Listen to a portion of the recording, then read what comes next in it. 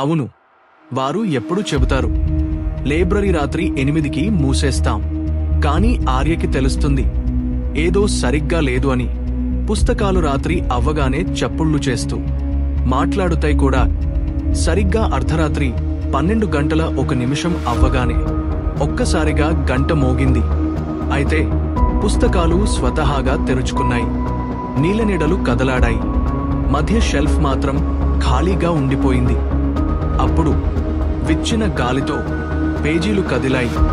ఆ షెల్ఫ్లో నుంచి ఒకడు వచ్చాడు. కథలతోనూ నీడలతోనూ తయారైన అతడు. The keeper. కీపర్ చేయి ఊపాగానే కథలు జీవం పొంది బయటకు వచ్చాయి. వంట పుస్తకాల్లోంచి డ్రాగన్ నిప్పు ఊదుతాయి. యోధులు డిటెక్టివులతో గొడవ పడతారు. పరిశుభ్రతతో కలిగిన రోబోట్ పూల గాలిలో తేలుతూ పిట్టలతో పాటు నాట్యం చేస్తారు. కానీ ఒకే ఒక్క షెల్ఫ్ ఖాళీగానే ఉంది. కీపర్ చూపించాడు, ఇది నీదే.